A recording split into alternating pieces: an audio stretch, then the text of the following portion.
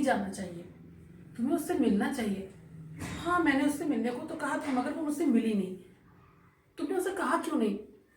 आप सोच रहे होंगे कि मैं आज आपसे हाय हेलो क्यों नहीं कर रही हूँ। जी हाँ, ये जो मैंने सेंटेंसेस बनाए हैं ना, ये सेंटेंसेस की एक लंबी श्रृंखला है जो कि टेंसेस से मिलकर बनी है। जी हाँ, आज का हमारा जो टॉपिक है वो टेंस ही है। तो हमने शुड कैन पे बात की, प्रीपोजिशन पे बात की, लेकिन आज हम बात कर रहे हैं टेंसेस से, जिससे कि आपको बोलने में बहुत सुविधा होने वाली है। तो बिना स्किप किए आप मेरा ये पूरा वीडियो देखिएगा, जिससे आपको समझ में आएगा कि स्पीकिंग में टेंसेस का क्या यूज होता है। तो फ्रेंड्स, ये वीडियो मैंने आप लोगों के लिए टेंसेस का इंट्रोडक्शन देने के लिए बनाया है, और एक साथ मैं बहुत सारा सब कुछ नहीं बताऊंगी कि आप लोग इससे बहुत ज़्यादा कंफ्यूज हो जाएंगे। तो चलिए आज हम लोग इंट्रोडक्शन की बात करते हैं कि हमारे पास जो 3 टेंसेस होते हैं उनके बारे में, उनकी डिटेल में आपको समझाऊंगी। ठीक है, तो पहले जो हमारे टेंस क्या होते हैं ये हम बताएंगे। देखिए, टेंस जो होती है एक तरीके की स्पीकिंग के लिए रीढ़ की हड्डी होती है, यानी कि रीढ़ की हड्डी का काम करती है। यानी कि जब आप बात करते हैं, आप स्पीकिंग करते हैं, तो उसमें टेंसेस का बहुत ज़्यादा इस्तेमाल होता है। ठीक है, तो जो पहला टेंस है वो है present tense, second one is past and third one is future. जो हमारा प्रेजेंट टेंस होता है, प्रेजेंट का नाम ही से आप समझिए कि प्रेजेंट में जो काम अब प्रेजेंट में हो रहा है, अब वो हो रहा है भी हो सकता है, या होता है भी होता है, या हो चुका है भी हो सकता है। और इस तरीके से हम पास्ट की बात करेंगे तो पास्ट का मतलब जो बीत गया, यानी कि जो हो चुका था या हो गया या होता था। थर्ड होता है फ्यूचर टेंस। फ्यूचर का के नाम से आप समझ सकते हैं कि फ्यूचर का मतलब होता है वो काम होगा, यानी भविष्य में होगा, या हो रहा होगा, या हो चुका होगा। ये होता है हमारा फ्यूचर टेंस। तो फर्स्ट टेंस की हम जो डिटेल में हम पहले पढ़ेंगे, क्योंकि टेंसेस बहुत लेंथी होते हैं, इसको धीरे धीरे ग्रेजुअली हम आगे बढ़ेंगे तो it will be more beneficial for you. So पहले हम प्रेजेंट टेंस की बात करेंगे। तो प्रेजेंट टेंस में 4 फॉर्म होते हैं। ये तो सारे टेंसेस में 4 फॉर्म होते हैं, प्रेजेंट में भी 4 फॉर्म होते हैं। तो पहले हम प्रेजेंट की बात कर लेते हैं। देखिए, तो प्रेजेंट का जो पहला फॉर्म होता है वो होता है present indefinite tense. Second one होता है प्रेजेंट कंटिन्यूअस टेंस। थर्ड जो होता है वो होता है प्रेजेंट परफेक्ट टेंस। और फोर्थ वन होता है प्रेजेंट परफेक्ट कंटिन्यूअस। आप थोड़ा मेरी राइटिंग पे नहीं जाइएगा, राइटिंग मेरी बहुत अच्छी नहीं है, तो आप लोग इसकी डिटेल समझने की कोशिश करेंगे जो मैं आपको समझाना चाह रही हूँ। प्रेजेंट इंडेफिनिट जो होता है, देखिए जब हम जनरली बात करते हैं ना कि मैं ऐसा करता हूँ, तो पीछे जो शब्द में ता हूं लगता है, या ती हूं लगता है, या ते लगता है, डेली वो काम को मैं करती हूँ, या मैं रोज मंदिर जाती हूँ, मैं उससे मिलती हूँ, मैं ऐसा करती हूँ। तो जो ता है ती है जो वर्ड आता है, ये प्रेजेंट इंडेफिनिट टेंस के लिए खास तौर पे यूज किया जाता है। अब हम बात करते हैं प्रेजेंट कंटिन्यूअस का। नाम से आप लोग बहुत अच्छे से समझ रहे होंगे कि कंटिन्यूअस टेंस, यानी कि जो काम कंटिन्यूटी में हो रहा है, लगातार चल रहा है, वो वर्क जो है वो गोइंग ऑन प्रोसेस में है, मतलब चल रहा है, उसको हम कहेंगे प्रेजेंट कंटिन्यूअस टेंस। थर्ड जो टेंस का जो फॉर्म है, ये हम फॉर्म पढ़ रहे हैं प्रेजेंट टेंस की फॉर्म। तो ये तीसरी फॉर्म है जिससे हम कहते हैं प्रेजेंट परफेक्ट। चलिए, आप परफेक्ट से मुझे बता सकते हैं कि परफेक्ट का मतलब क्या होता है? हाँ, प्रेजेंट परफेक्ट का मतलब होता है जो काम परफेक्ट है, यानी कि वो काम हो चुका है, अपने आप में परफेक्शन है, तो हम उसे कहते हैं present perfect tense. Fourth one है प्रेजेंट परफेक्ट कंटिन्यूअस, यानी परफेक्ट भी है और बहुत समय से उस काम को हम करते आ रहे हैं, इसे हम कहते हैं प्रेजेंट परफेक्ट कंटिन्यूअस टेंस। ठीक है, तो हमने आज पढ़े प्रेजेंट के ये 4 फॉर्म। इसी तरीके से हम पास्ट के भी फॉर्म की बात करेंगे। जैसे हम प्रेजेंट के 4 फॉर्म अभी मैंने आपको बताए हैं, उसी तरीके से अगर हम इन प्रेजेंट को रब कर देते हैं, इसकी जगह हम पास्ट लिख देते हैं, तो इसी तरह से पास्ट के भी 4 फॉर्म तैयार होते हैं। देखिए, past indefinite, past continuous, past perfect, past perfect continuous. देखिए, पास्ट परफेक्ट इंडेफिनिट में भी यही होगा, मैंने उस काम को किया, मैं उससे मिली, या मैं उससे मिलता था। हमने देखा था प्रेजेंट इंडेफिनिट टेंस में ता है ती है आया, इसमें हम कह सकते हैं कि ता था या ते थे आ सकता है। इसी तरीके से इसमें यह भी आएगा कि मैंने किसी से बात की, तो प्रेजेंट इंडेफिनिट कहलाए। देखिए मैंने आपको बताया कि मैंने उससे बात की, मैं उससे मिला, चाहे आपने विद इन 2 मिनट में वो काम किया हो, चाहे 2 मिनट पहले वो काम किया वो भी वो पास्ट में ही आ जाएगा, चाहे 2 साल पहले किया हो तो भी वो पास्ट में आएगा। मैं उससे मिला, चाहे मैं उससे 2 सेकंड पहले मिला या 2 घंटे पहले मिला, वो पास्ट इंडेफिनिट कहलाएगा। या मैं उससे मिलता था, पहले मैं उससे मिलता था, अब मैं उससे नहीं मिलता हूं, तो मिलता था जो वर्ड आया ये होगा पास्ट इंडेफिनिट के लिए। पास्ट कंटिन्यूअस, अभी मैंने आपको प्रेजेंट कंटिन्यूअस बताया था, उसी तरीके से पास्ट कंटिन्यूअस होगा। मींस वो काम को कर रहा था, पास्ट में उस काम को कंटिन्यूअसली कर रहा था, वो अब नहीं कर रहा है, वो पास्ट में कर रहा था।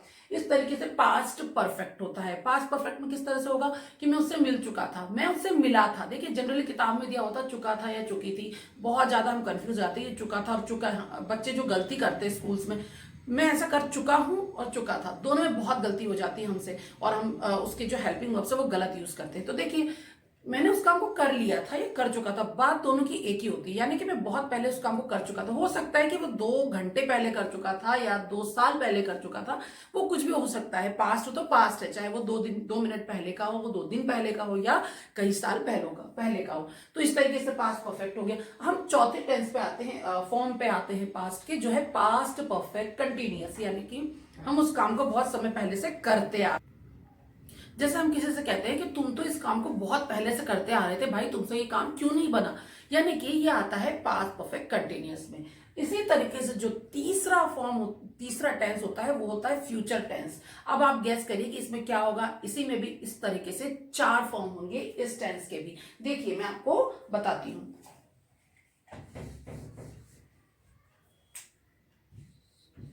ये है हमारा फ्यूचर टेंस। अब देखिए फ्यूचर में भी इस तरीके से 4 फॉर्म होंगे। फ्यूचर हम सब में लिख देते हैं।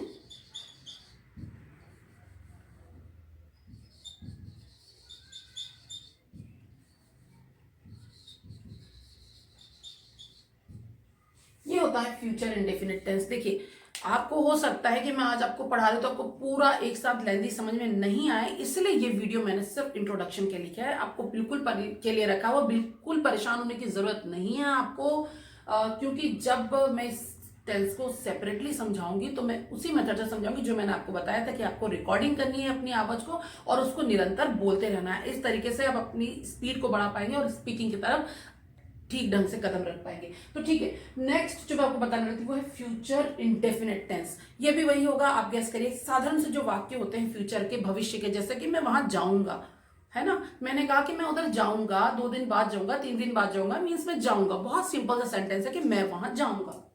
फ्यूचर कंटिन्यूअस टेंस मीन्स वो भविष्य में इस काम को कर रहा होगा। देखिए कंटिन्यूटी तो यहां पर भी है, जैसे प्रेजेंट इंडेफिनिट या पास्ट कंटिन्यूअस में, प्रेजेंट कंटिन्यूअस या पास्ट कंटिन्यूअस में थी, इसी तरीके से यहां पे भी कंटिन्यूटी है, लेकिन वो कंटिन्यूटी है फ्यूचर के लिए कि मैं इस काम को कर रहा हूंगा। तो इसके भी कुछ स्पेशल स्ट्रक्चर्स होंगे।